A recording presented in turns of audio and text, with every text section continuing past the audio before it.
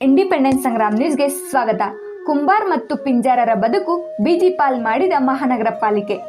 Dharwad super ಮಾರ್ಕೆಟ್ನಲ್ಲಿ ಬೆಳಗ್ಗೆ ಏಕಾಏಕಿಯಾಗಿ ಕುಂಬಾರಗಳಿಗೆ ವ್ಯಾಪಾರ ಮಾಡುವ ಕುಂಬಾರರ 3 ಅಂಗಡಿಗಳನ್ನು ತೆಗೆಸಿ ಕುಂಬಾರರ ಬದುಕು ಮತ್ತು ಜೀವನ ಬೀದಿಪಾಲಾದಂತಿದೆ. ಒಂದು ಪಿಂಜಾರರ ಕಿರಾಣಿ ಅಂಗಡಿಯ ವ್ಯಾಪಾರದ ಮೇಲೆ 4 ಕುಟುಂಬಗಳು ಬದುಕುತ್ತಿದ್ದವು. ಅವರ ಅಂಗಡಿಗಳನ್ನು ಪಾಲಿಕೆಯವರು ಅವರಿಗೆ ಯಾವುದೇ ನೋಟಿಸ್ ನೀಡದೆ ಏಕಾಏಕಿ ಅಂಗಡಿಯನ್ನು ತೆರವುಗೊಳಿಸಿದ್ದಾರೆ. ಕುಂಬಾರರು ಮತ್ತು ಪಿಂಜಾರರ ಸಾಲ ಸೂಲದ ನಡುವೆ ಜೀವನ ನಡೆಸುವುದು ಕಷ್ಟಕರವಾಗಿದೆ. ಇವರಿಗೆ ಸರ್ಕಾರದವರು ಸೂಕ್ತವಾದ ಸ್ಥಳ ಮತ್ತು ಅಂಗಡಿಗಳನ್ನು ನೀಡಬೇಕಾಗಿದೆ. ಹಾಗೆಯೇ ನೊಂದ ವ್ಯಾಪಾರಸ್ಥರನ್ನು ಮಾತನಾಡಿಸೋಣ ಬನ್ನಿ.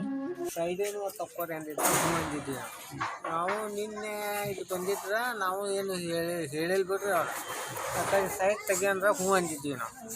ಬರೋಬರ ಅಂದ್ರೆ ಮುಂಜಾನಾಗ ಬರೋಬರ ತಗರಿ ಆದರೆ ಅದೇನಿಲ್ಲ ಅಂದ್ರೆ 4 ಲಕ್ಷ ರೂಪಾಯಿ ಮಾಲ್ ಐತ್ರಿ. ಒಳಗೆ ಐತ್ರಿ ಇನ್ನೂ 2 ಗಾಡಿ ಹೇರೇವಿ ಮನೆಗೆ ಪಣತಿನ ಇದ್ದವು ರೀ. ಒಂದು 2 ಲಕ್ಷ ರೂಪಾಯಿ ಚಿನ್ನಿ ಮನೆ ನಾವು ರುದ್ರಿ ಕೊಟ್ಟೋಗಿದ್ದು ನಾವು ಅವನ್ನ ಅದ್ರ ಸೈಡ್ನವ್ರ ಬಂದು ಕಾಸು ಕೊಟ್ಟಿದ್ರು ರೀ. ಈ ಬರೀ ರೊಕ್ಕ ಕೊಡೋರು ಇರ್ತಾವೆ. ಆ ಮಾಲ್ ಹಂಗೆ ಉಳ್ಕೊಂಡಿರ್ತೀವಿ. ಮತ್ತು ಆ ಮಾಲ್ ಎಲ್ಲಿ ಇಡೋರು ಮನೆಗೆ ಇಟ್ಟೇವ್ರಿ. ಹಾಂ ಸ್ವಲ್ಪ ಐತ್ರಿ ಅದ್ರಾಗ ಹೊರಗೆ ಒಳಗೆ ಇಟ್ಟೇವ್ರಿ. ಮತ್ತು ಇಲ್ಲಿ ಇಟ್ಟರೆ ವೇಸ್ಟ್ ಆಕೈತಂತ ಅಲ್ಲಿ ಹೇಳಿದ್ರಿ. ಒಟ್ಟು ತೆಗಿಯಕತ್ತಾರೆ ಅವ್ರಿಗೆ. ನಾಳೆ ಮಂಗಳವಾರನ ಅಲ್ಲಿ ಇದಕ್ಕೆ ಹೋಗಿ ಆಫೀಸಿಗೆ ಬೇಕಾಯ್ತು ತಿಳ್ಕೊಂಬೋದು. ಮತ್ತು ಯಾವ್ದು ಹಂಗೆ ಅವ್ರಿಗೆ ಎಲ್ಲ ಜಾಗ. ನನ್ನ ಹೆಸರು ಮೊಹಮ್ಮದ್ ಆರಿಫ್ ಅಂತ ಹೇಳಿ ಸರ್. ನಾವು ಇಲ್ಲಂದ್ರೂ ಒಂದು 50-55 ವರ್ಷಲಿಂದ ಇಲ್ಲಿ ಉಪಜೀವನ ಮಾಡ್ಕೊತ ಬಂದೀವಿ ಸರ್. ನಮ್ಮ ಅಜ್ಜ ಮುತ್ತಜ್ಜ ಎಲ್ಲರೂ ಇದೇ ಜಗದ ಮೇಲೆ ವ್ಯಾಪಾರ ಮಾಡ್ತಿದ್ರು ಸರ್. ಆಮೇಲೆ ನಮ್ಮ ತಾಯಿಯವರು ಇಲ್ಲಿ ಇದೇ ಜಗದ ಮೇಲೆ ವ್ಯಾಪಾರ ಮಾಡ್ತಿದ್ರು. ಇವ್ರು ನಮ್ಮ ತಾಯಿ ಸರ್. ಆಮೇಲೆ ನಮ್ಮ ತಾಯಿ ಆದಮೇಲೆ ನಾನು ಇಲ್ಲೇ ವ್ಯಾಪಾರ ಮಾಡ್ತೀನಿ ಸರ್. ಈಗ ನನ್ನ ಮಕ್ಕಳು ಇಲ್ಲೇ ವ್ಯಾಪಾರ ಮಾಡ್ತಾರೆ ಸರ್. ಇಷ್ಟು ವರ್ಷಲಿಂದ ನಾವು ಇಲ್ಲಿ ಉಪಜೀವನ ಮಾಡ್ಕೊತ ಬಂದೀವಿ ಸರ್. ಒಂದು ನೋಟಿಸ್ ಕೊಟ್ಟಿಲ್ಲ ಸರ್, ಒಂದು ಏನು ಹೇಳಿಲ್ಲ, ಏನಿಲ್ಲ. ಮುಂಜಾನೆ ಬೆಳಿಗ್ಗೆ 5 ಗಂಟೆಗೆ ಬಂದು JCB ಹಚ್ಚಿ ನಾನು ಪೂರ್ತಿ ಅಂಗಡಿ ತೆಗೆದುಬಿಟ್ಟಾರೆ ಸರ್. ಇಲ್ಲಿ ನೋಡಿರಿ ಸರ್, ಎಲ್ಲ ಅಂಗಡಿ ಇಲ್ಲಂದ್ರೂ 3-4 ಲಕ್ಷ ರೂಪಾಯಿ ಖರ್ಚು ಮಾಡಿ ನಾನು ಸಾಲ ಮಾಡಿ 10 ರೂಪಾಯಿ ಬಡ್ಡಿ ಹಂಗೆ ತೊಗೊಂಡು ಸಾಲ ಮಾಡಿ ಅಂಗಡಿ ಕಟ್ಟಿಸಿದ್ದೆ ಸರ್. ಇದು ಅಂಗಡಿ ಮೇಲೆ ನಮ್ಮದು 3 ಫ್ಯಾಮಿಲಿ ಜೀವನ ನಡೀತಿದೆ ಸರ್. ಇದು ಬಿಟ್ಟರೆ ನಮಗೆ ಏನು ಬರುವುದಿಲ್ಲ ಸರ್. ನಾವು ಏನು ಮಾಡೋನು, ಎಲ್ಲಿ ಹೋಗೋನು, ನ್ಯಾಯ ಯಾರ ಕಡೆ ಕೇಳೋನು? ಕಾರ್ಪೊರೇಷನ್ದವರು ಸಬ್ರಾಜ್ ಸರ್, ಆಮೇಲೆ ಇನ್ನೊಬ್ಬರು, ಆಮೇಲೆ ಗಣೇಶ್ ಸರ್ ಅಂತ ಹೇಳಿ ನಮ್ಮ ಹಿಂದೆ ಬಿದ್ದು ಬಿಟ್ಟಾರೆ ಸರ್. ಎದಕ್ಕೆ ಬಿದ್ದಾರೆ ನನಗೆ ಗೊತ್ತಿಲ್ಲ. ಬೆಳಿಗ್ಗೆ 4 ಗಂಟೆಗೆ ಬರೋದು, ಅಂಗಡಿಗೆ ಕೀಲಿ ಹಾಕೋದು, ಬೆಳಿಗ್ಗೆ 4 ಗಂಟೆಗೆ ಬಂದು ನೋಟಿಸ್ ಬೋರ್ಡ್ ಹಾಕೋದು, ಅಂಗಡಿ ಖಾಲಿ ಮಾಡಿರಿ ಅಂತ ಹೇಳೋದು. ಈ ಡಬ್ಬಳಗಿರಿ ನಮ್ಮ ಕಡೆ ಭಾಳ ಇಲ್ಲಂದ್ರೂ 1 ತಿಂಗಳು 1.5 ತಿಂಗಳಿಂದ ನಮ್ಮ ಹಿಂದೆ ಹಿಂಗೆ ಹಾಕಿ ಬಿಟ್ಟಿದ್ರು ಸರ್ ಅವರು. ನಾವು ಅವ್ರಿಗೇನು ಹೇಳಿಲ್ಲ. ಅವ್ರಿಗೆ ಹೆದರ್ಕೊಂತ ಹ್ಞೂ ರೀ ಸರ್ ಅನ್ಕೊಂತಾನೆ ಇಲ್ಲಿ ಮಠ ಬಂದ್ವಿ. 2005 ಕೇಸ್ ಆಗಿತ್ತು ರೀ ಸರ್. ಇದು 2009 ಕೋರ್ಟ್ನಾಗ ಜಜ್ಮೆಂಟ್ ಮಾಡಿದ್ದ ಆರ್ಡರ್ ಕಾಪಿ ನನ್ನ ಕಡೆ ಐತಿ ಸರ್. 2021 ಚಲನ್ ನನ್ನ ಕಡೆ ಐತಿ ಸರ್. ಕಾರ್ಪೊರೇಷನಿಗೆ ಚಲನೂ ತುಂಬ್ಕೊತ ಬಂದೀವಿ.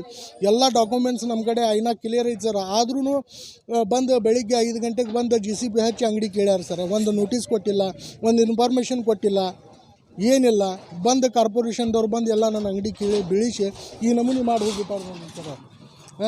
ಈಗ ನಾವು ಬಡವರು ಇದು ಅಂಗಡಿ ಮೇಲೆ ನಮ್ದು 4 ಫ್ಯಾಮ್ಲಿ ಜೀವನ ಮಾಡ್ತಿದ್ದೆ ಸರ್. ನಾವು ಯಾರಿಗೆ ಕೇಳಬೇಕು ಸರ್ ನ್ಯಾಯ? ನಾವು ಎಲ್ಲಿ ಹೋಗ್ಬೇಕು, ಏನು ಮಾಡ್ಬೇಕು ನಮಗೆ ತಿಳಿವಲ್ತ. ಹೆಚ್ಚು ಕಡಿಮೆ ಆತಂದ್ರೆ ನಾನು ನನ್ನ ಫ್ಯಾಮ್ಲಿ ಎಲ್ಲ ಇಲ್ಲೇ ಬಂದು ವಿಷ ಕೊಡೋದು ಸತ್ತು ಹೋಗ್ಬಿಡ್ತೇವೆ ಸರ್. ನಮಗೆ ನ್ಯಾಯ ಸಿಗ್ಲಿಕ್ಕೆ ನನ್ನ ಅಂಗಡಿ ಮೊದಲು ಹೆಂಗಿತ್ತು ನನಗೆ ಹಂಗೆ ನನ್ನ ಅಂಗಡಿ ಮಾಡಿಕೊಡ್ಬೇಕು ಸರ್. ಇಲ್ಲ ಅಂದ್ರೆ ನಾನು ನನ್ನ ಹೆಂಡತಿ ಮಕ್ಕಳು ಎಲ್ಲರೂ ಕೂಡ ಬಂದು ಇಲ್ಲಿ ವಿಷ ತೊಗೊಂಡು ಇಲ್ಲೇ ಸತ್ತು ಹೋಗ್ಬಿಡ್ತೇವೆ ಸರ್ ನಾವು. ಬಳ್ಳಾರಿ ಅಂತ ಏನಿದೆ ಅಂದ್ರೆ 2002ರಲ್ಲಿ ಆಲ್ರೆಡಿ ಕೋರ್ಟ್ ಆರ್ಡ್ರ್ ಮಾಡಿದ್ದು ಸರ್. ಇದನ್ನು ವರ್ಣಿಕವ್ರು ಅಂತೇಳಿ ಒಬ್ಬರು ಮಾಲಕರು, ನಾನೇ ಮಾಲಕ ಅಂತ ಬಂದಿದ್ದ. ಆಮೇಲೆ ಕಾರ್ಪೊರೇಷನ್ದವರು ನಾವು ಮಾಲಕರು ಅಂತ ಬಂದಾಗ ಕಾರ್ಪೊರೇಷನ್ದವ್ರಿಗೂ ಪಾಲ್ಟಿ ಮಾಡಿದ್ದಾರೆ, ವರ್ಣಿಕರ್ ಅವ್ರಿಗೂ ಪಾಲ್ಟಿ ಮಾಡಿದ್ದಾರೆ. ಮಾಡಿದ ನಂತರ ಇದನ್ನು ಏನು ಆಸ್ತಿ ಅದಲ್ಲ ಸರ್, ಈಗ ಆರಿಫ್ ಅವರು ಅಂತ ಏನಿದಾರಲ್ಲ ಇವರಲ್ಲಿ ಇರೋವಂಥವ್ರನ್ನ ಇವ್ರ ಮಾಮಾರ ಹೆಸರಲ್ಲಿ ಅದನ್ನು ಆರ್ಡರ್ ಆಗಿತ್ತು. 2 ಅಂಗಡಿ ಇದ್ದು ಸರ್. ಇವು 2 ಅಂಗಡಿ ಸೇರಿಕೊಂಡು ಒಂದು 3-3.5 ಲಕ್ಷ ರೂಪಾಯಿ ಖರ್ಚು ಮಾಡಿ ಅಂಗಡಿಯನ್ನು ಮಾಡಿದ್ದಿರು. ಆ ಅಂಗಡಿ ಬೆಳಗ್ಗೆನೇ 6 ಗಂಟೆನೋ 5:15 ಬಂದು ಕಾಸು ಆಲ್ರೆಡಿ ಅಂಗಡಿಯನ್ನು ಕಿತ್ತೊಗೆದಿದ್ದಾರೆ. 8 ಗಂಟೆಗೆ ನಮಗೆ ಗೊತ್ತಾಗಿದೆ. 8 ಗಂಟೆಗೆ ಗೊತ್ತಾದ ನಂತರ ಬಂದು ನೋಡಿದ್ವಿ. ಬೇಕಾದ್ರೆ ಸೆಟ್ರೇಸಿನ್ ಕ್ಲೀನು ಹಾಗೇ ಇದಾವೆ, ಅದನ್ನು ನೋಡಿಕೊಂಡು ಇವ್ರನ್ನೆಲ್ಲ ಸಮ ಮಾಡಿದ್ದಾರೆ.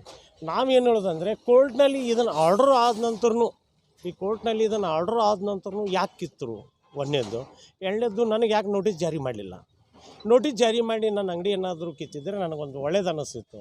ಈಗ ಕಾನೂನಿನ ವಿರುದ್ಧವಾಗಿ ಇವರು ಕಾನೂನಲ್ಲಿ ಇರುವಂಥ ಏನು ಸಬರ ಸಾಹೇಬ್ರು ಅಂತದಾರಲ್ಲ, ಇವ್ರು ಯಾಕೆ ಹಿಂಗೆ ಮಾಡ್ತಾಯಿದ್ದಾರೆ ನಮ್ಗೆ ಅರ್ಥ ಆಗ್ತಾಯಿಲ್ಲ.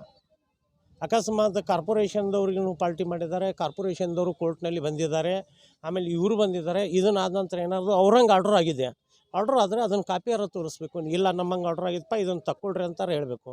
ಅದನ್ನು ಕೇಳದೆ ಬೆಳಗ್ಗೆ 6 ಗಂಟೆಗೆ ಬಂದು 4 ಫ್ಯಾಮಿಲಿಗಳನ್ನು ಬೀದಿ ಪಾಲ್ ಮಾಡುವಂಥ ಕೆಲಸ ಕಾರ್ಪೊರೇಷನ್ ಮಾಡಿದೆ. ನಾವು ಇದನ್ನು ಅವ್ರ ಮೇಲೆ ಹೇಳಕ್ಕೆ ನಾವು ಇಷ್ಟ. ಮತ್ತು ಇನ್ನೊಂದೇನೆಂದರೆ ದಯವಿಟ್ಟು ಈ ಜನರಿಗೆ ನ್ಯಾಯ ದೊರಕಿಸ್ಕೊಡುವಂಥ ಕೆಲಸ ಈ ಸಂಗ್ರಾಮ ಸೇನೆ ಮಾಡಲಿ. ಹೋರಾಟ ಮಾಡ್ಕೊತ ಬಂದಂಥ ಸಂಗ್ರಾಮ ಸೇನೆ, ಯಾರಿಗೆ ಅನ್ಯಾಯ ಆಗಿದೆ ಅವರಲ್ಲಿ ನ್ಯಾಯ ಕೊಡಿಸ್ಲಿಕ್ಕೆ ತಯಾರಾದಂಥ ಸಂಗ್ರಾಮ ಸೇನೆ. ಆದರೆ ನಾವು ಇದನ್ನೇ ಒಂದು ಆಸೆ ಇಟ್ಕೊಂಡು ತಮ್ಮಲ್ಲಿ ನಾವು ಕಳಕಳಿಯಿಂದ ವಿನಂತಿ ಮಾಡೋದೇನೆಂದರೆ ಏನಾದರೂ ಮಾಡಿ ಆದಷ್ಟು ಲಘು ನಮಗೆ ನ್ಯಾಯ ದೊರಕಿಸ್ಕೊಡಿ ಅಂತ ಹೇಳ್ತಾ ನನ್ನ ಹೆಸರು ದಿವಾನ್ ಬಳ್ಳಾರಿ ಧಾರವಾಡ.